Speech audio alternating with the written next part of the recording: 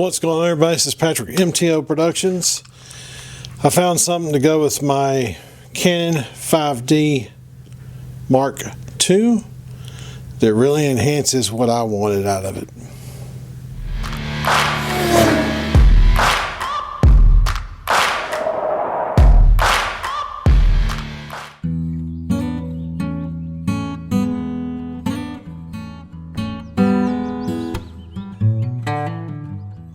What's going on, everybody? This is Patrick, the MTO Productions.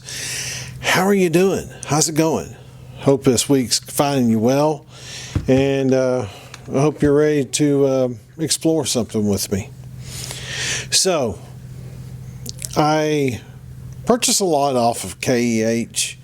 They're in Georgia, which is not far from me, and I'm able to get things fairly quickly from them. So I reached out to them. I said, hey, I've got this nice camera that I've been shooting with. I love it.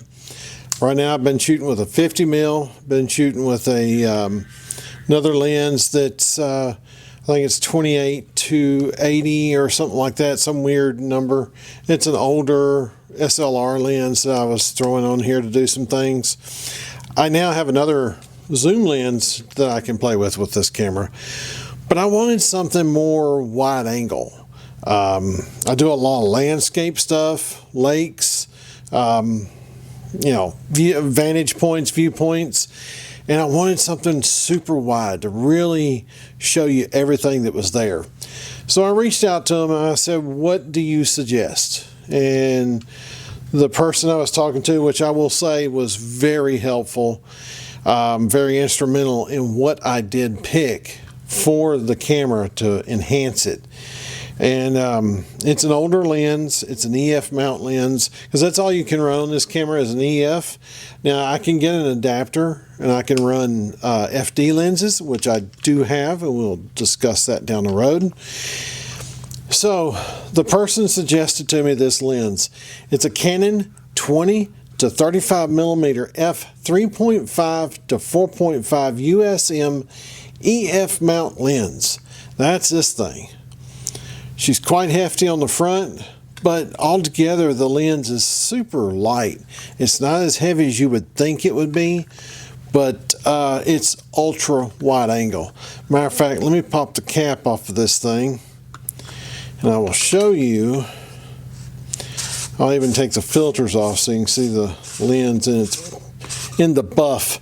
So if you're wondering what size filter this particular lens uses, it uses a 77 millimeter lens, which is a big or filter.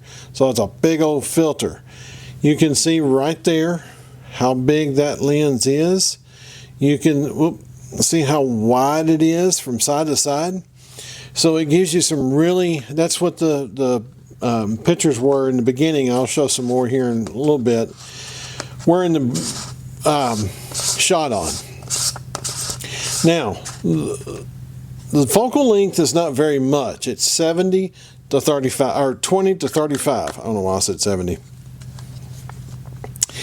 But what I'm running on this thing right now, I do have an ND filter. I have a variable ND filter.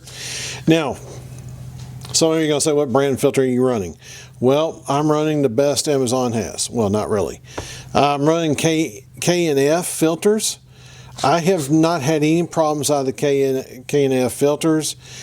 On this right now, I have a UV and this one's a 1/4 black diffusion filter. So what that does is if it has bright lights in the mix, it softens that light up. So it gets really creamy looking lighting in the background, which I love that whole aspect. Now, the other cool thing about this is when you're focusing, the lens itself, this stays still. So you could actually put a gradual filter on this and you would be fine, because the lens inside is what is turning. It's not the whole body. So you're not messing with your what's in front of the lens itself. I'm really enjoying shooting with this thing, landscape stuff. and it's not that heavy, like I said, and it's an ultra wide angle view. Now on the camera, I'll show you here. I'll put it together. It's actually not a bad package considering how big this camera really is. This camera's huge, and if you've never shot with one, now I have large hands, extra large, and my pinky does hang off at the bottom. Does not bother me one bit. I could put this on it to shoot with without any problems. Actually, I could actually stick it on the other side and use it as kind of support help. I hadn't thought about that. I could do that because it does have a mounting plate built in. The downside to some of these I have found, I actually have an L bracket too. Excuse me. I have an L bracket too, and then what I have found, once you mount it to the camera, depends on where you mount it. Depending on your tripod, it changes the angle of the tripod, the way the head goes. So I've had that problem with some of these brackets. But I could use this on there and use it as support. But to me, it's not that heavy. It doesn't bother me. I wear a neck strap out on it. I actually wear an extra wide one. So it supports it just fine. I have no problems with it. But the other thing, there is no weatherproof sealing on this lens. This is not an L lens. This is just an ultrasonic, and I'll show you real quick how quiet the lens really is when it's working. I was expecting it to be a lot louder. I will be honest. I was expecting a lot more noise out of it. But this ultrasonic, you can hear the camera beeping.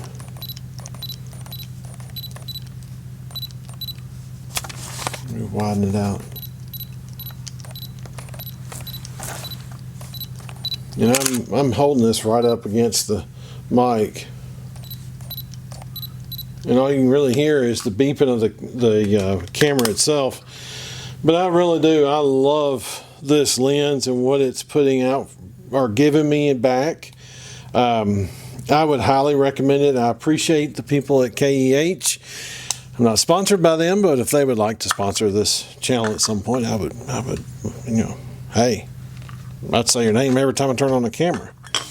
But I love this setup, especially when I'm traveling and I'm wanting to shoot some really cool landscape stuff. I know if I put this on that camera, I'm going to come up with some really neat stuff. So I've got some more pictures I want to show you here at the end.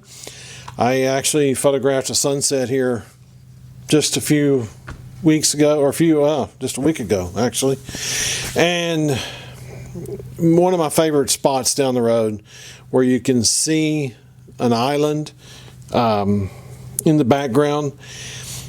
And I'm going to throw one up I did of black and white, and it's kind of a horror scene look to it, so it's pretty cool. But anyways, guys, that's it for this one. I appreciate you watching. If you have an EF mount and you're wanting to do some ultra wide shooting, I recommend this lens 100%. 100%. I appreciate KEH and them putting me on this one. So it's the Canon 20 to 35mm f3.5 to f4.5 USM EF mount lens. You could use it on your APS-C cameras too. Just remember, times 1.6. That's it for this one, guys. I appreciate you watching. Please subscribe, please share, please do all those other things we need, and let's grow this channel. See you on the next one.